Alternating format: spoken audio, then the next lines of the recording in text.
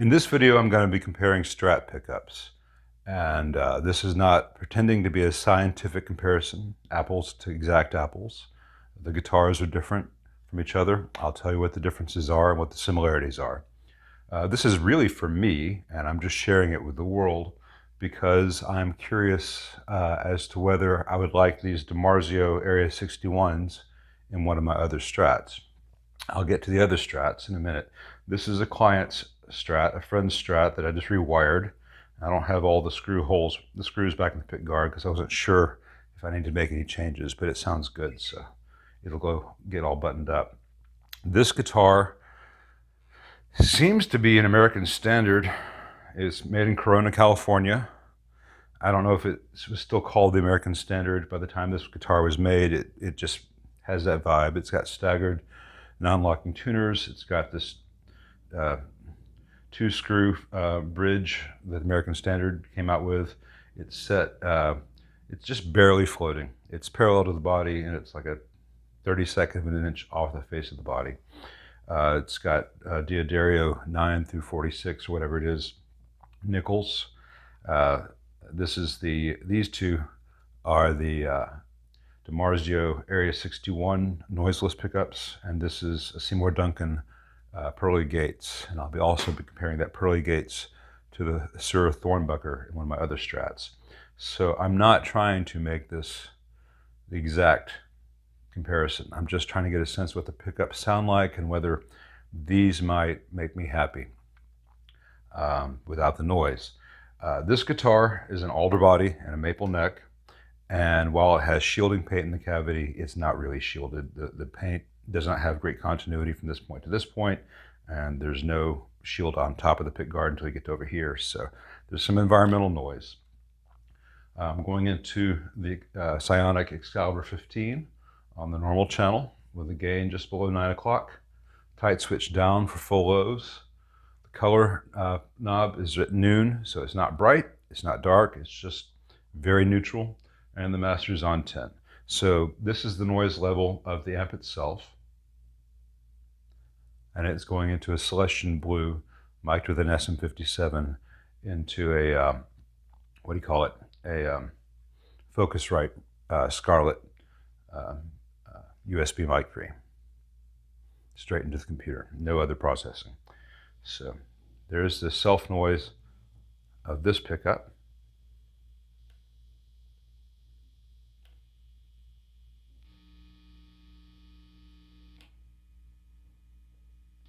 So he's not getting cancellation when he has the slug coil and the middle pickup. And that was how he had it wired when it came in. I changed some other things about the wiring. So it seems like I may need to go in there and see what I can do. I may need to do the split coil on the, well, I guess you won't get humbucker canceling with a noiseless pickup in a humbucker. Huh. So when you have that split coil, this is the only position on this guitar where he has true single coil. It's just the slug coil here and here, so the noise isn't going to cancel out. I'll ask him if he can live with that or whether he might like this to be redone so that in this position it stays either humbucking in series, or I run it in parallel, which would still have the hum reductions. That would get rid of that 60 cycles you hear here. And the bridge, full humbucking. If this guitar were properly shielded, all that noise would have gone from here, here, here, and here. There is because he has the noiseless pickup here, and so the single coil slug is just noisy. But so that's the self noise of this set. Let's see what the neck pickup sounds like. I always like to start with fingers. It gives me a sense of how dynamic and subtle a pickup is. Some of the early noiseless pickups just had the dynamic range of a 1987 CD.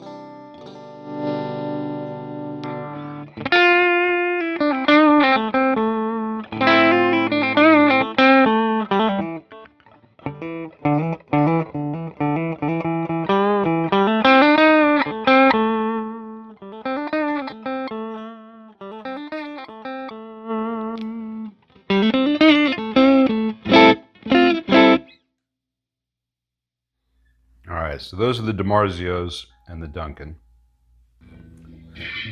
This guitar is also alder body and a maple neck with a rosewood cap.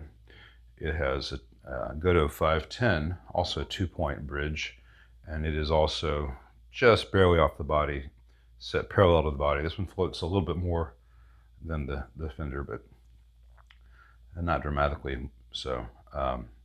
This has got the Suhr V60 LPs here and the Humbucker here. So, self noise. This guitar is well shielded, but it has single coils, so.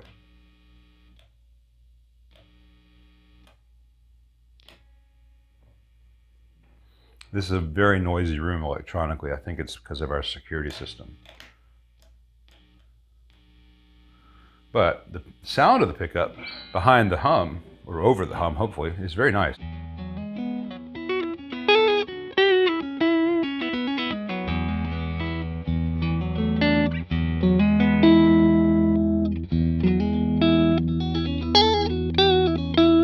This also has 9 through 46, also in standard tuning.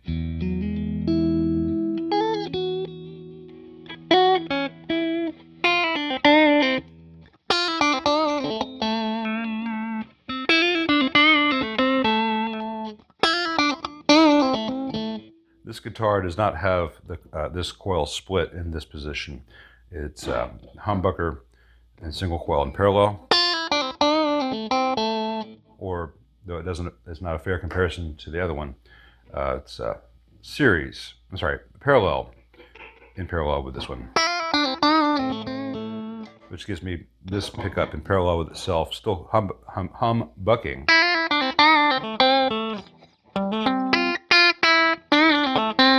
Just a little strattier.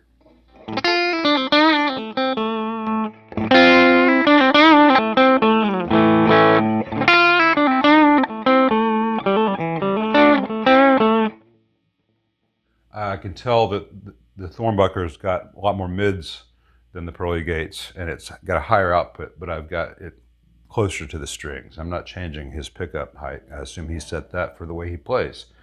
So.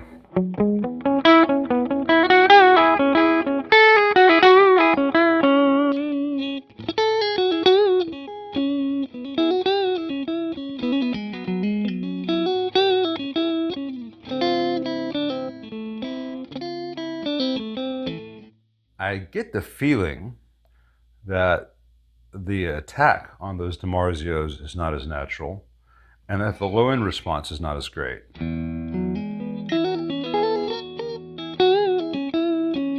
After I go through the overview of all three guitars, I'm going to go back and forth between some guitars and try to dial in some direct comparison on the same thing.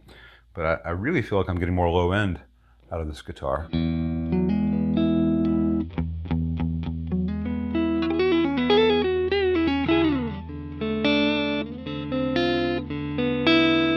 And an immediacy of attack, the transient feels different.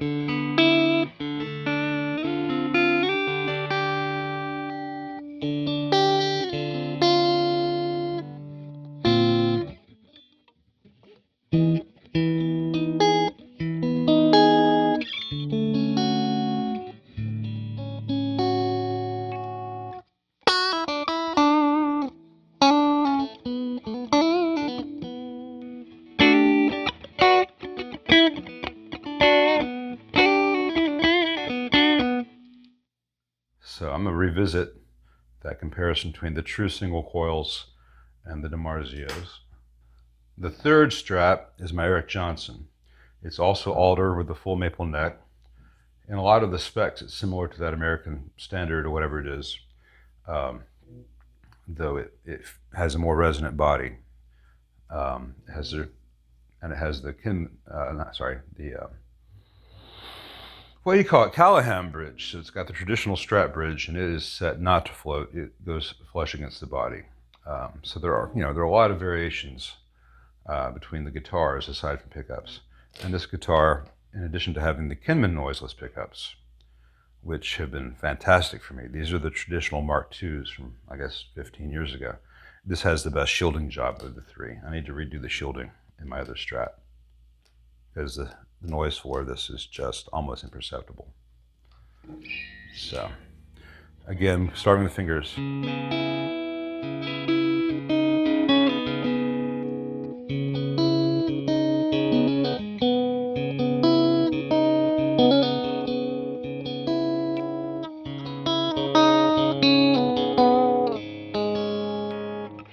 This is the only one of the three which has the true Strat bridge.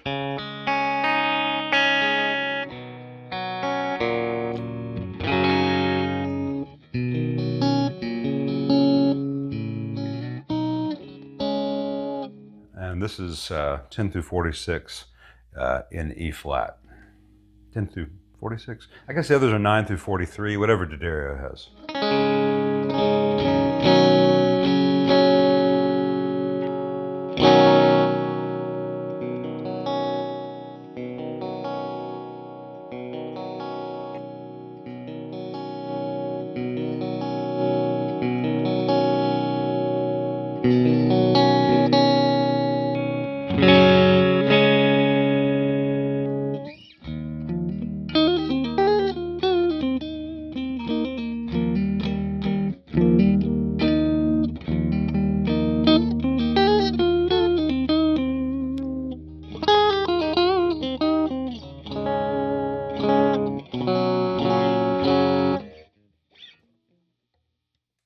I am hearing many more similarities between the Kinmans and the Suhrs than I am between the DiMarzios and the others.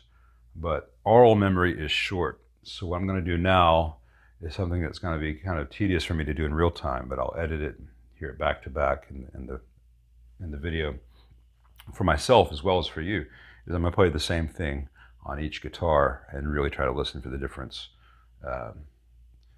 This will be a half step below the others, but the frequency response should be much the same. So we're going to start with just a very simple thing.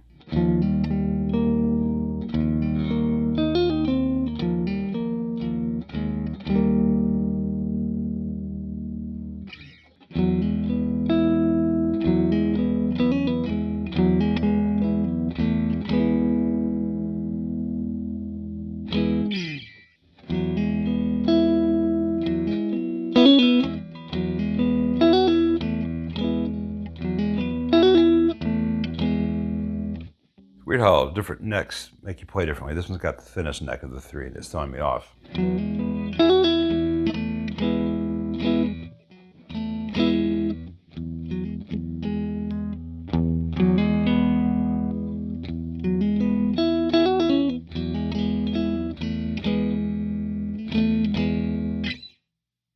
You tell me if I'm imagining that this guitar has less fundamental than the other two, or these pickups. Maybe the guitar, maybe the pickups. So let me try some of that stuff where I thought the transient response to this guitar was a little bit off.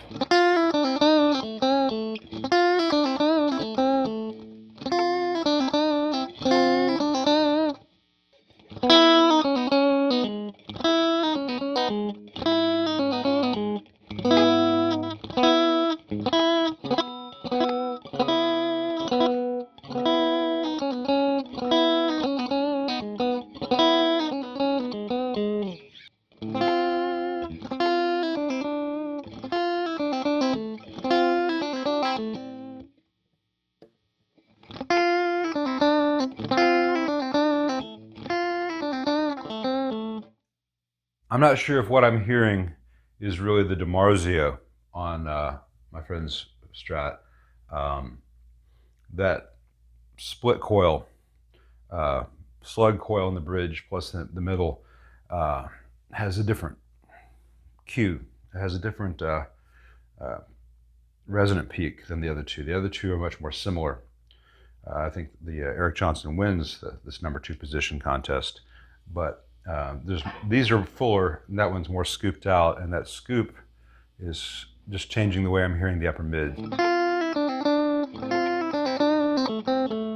not saying it's bad. I'm saying it's really not my preference from what I'm hearing here. I'm gonna have to listen back. I may change my mind when I hear what the sound divorced from the experience of playing it. That guitar's got a tiny neck, and I've got great big hands, and tiny necks make my hand cramp up. This one's, 0.89 or 0.85 down here to 0.95 at the 12. This one's a little bit thinner than that, not much. And then the telly is 1 inch all the way down. And I get real used to big, comfy necks, and I play a little thing. Anyway, let's end this with a little bit of humbucker comparison between the Thornbucker and the Pearly Gates. Both of these are great pickups. It's going to depend on your playing style, and I'm sure if I had the Pearly Gates and I adjusted it to where I wanted it, I'd be thrilled with it. But let's see, what's a good clean humbucker thing to do?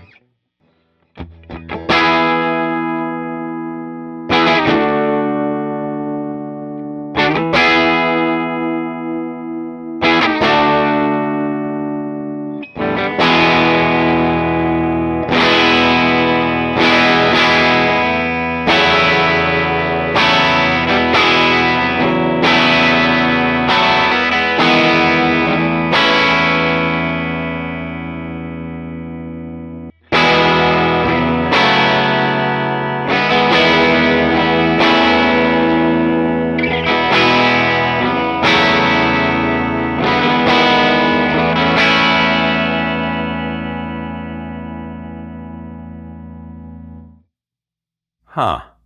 I think I'm giving this one to the Pearly Gates. I think I like the Pearly Gates more than the Thornbucker. The Thornbucker is a much more expensive pickup. Let's see what it does with some higher gain stuff. I don't want to blast the mic pre, and I also don't want to walk into the other room and change the settings. So let's see how this is.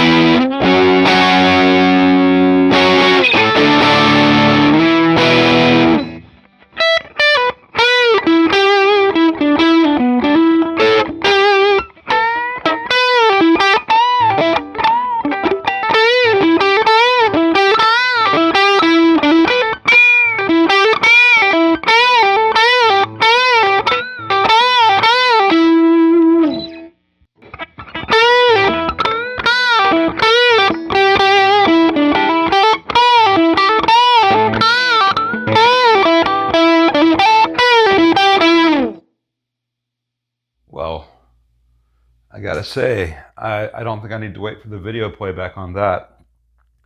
I think for the sounds I'm going for in a Strat, I think the Pearly Gates, for me, smokes the Pete Thorn, the Thornbucker. Sorry, Pete.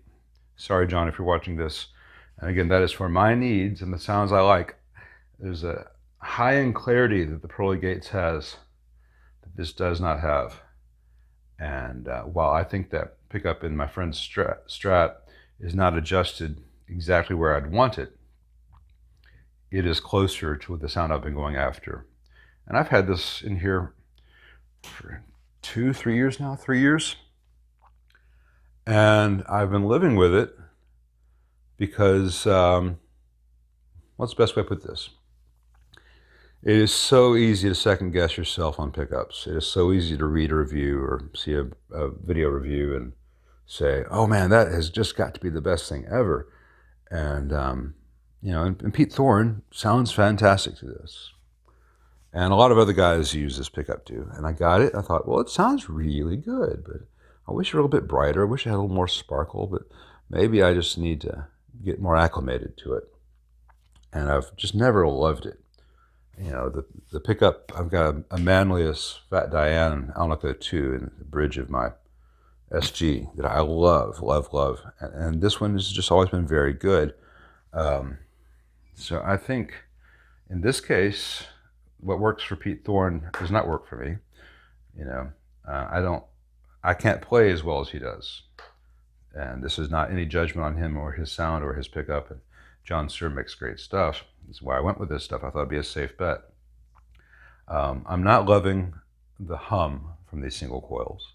And if I was willing to live with the hum, I think I would go with Lawler or Fralin. I think they sound better than these. Though these are good.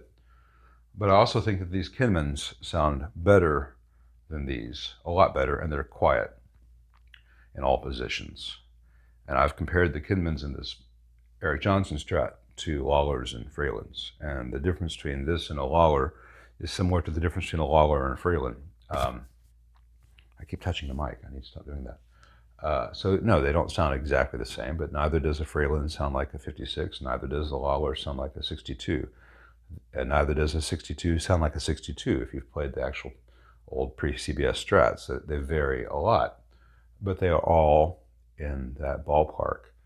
And the best way I can explain it for those who have not played them or who have not found the right pickups for themselves is when you do find those pickups, when you have the pickups like these, or maybe the Lawler Blondes, or whatever makes you happy, or maybe you luck out and get a 64 Strat one day. It makes it so much easier to play because everything is just right. You're not always thinking, man, I wish it were just a little more, or a little less, or blah, blah, blah. And it's such a nice place to be when everything is just right. So for me, on this Strat, the Eric Johnson, everything has been just right now for, 17 years? 15 years? 16 years? 16 years. This guitar, everything about it, aside from the pickups, has been just right. And I know that the Pearly Gates is a better choice for me than the Humbucker. And while I do not care for the noise of these Suhrs, unless I hear something revelatory in the playback of this video once it's edited, and I'm listening to myself, listening to the recording rather than as I play, I'm not knocked out by the DiMarzio Area 61s. I think they're good. I think they're better than many of the Fender noiseless pickups that I've played, certainly. And Lord knows I went through the EMG and lace sensor stuff back in the day. But I don't think that those would make me as happy as the Kinman. So I think for me, this is all for me. Hopefully you benefit from it, but I don't care if you disagree. This is for my guitars. I think the Kinmans would be worth the investment. And in my Telecaster, I've got the DiMarzio Area Ts, and I have been on the fence about those pickups for a long time as well, because they sound very good, but when Steve comes over here with his Lawlers, those sound a lot better. And a long time ago, I had some Kinman broadcasters that I thought sounded really good, but that was 20 years ago.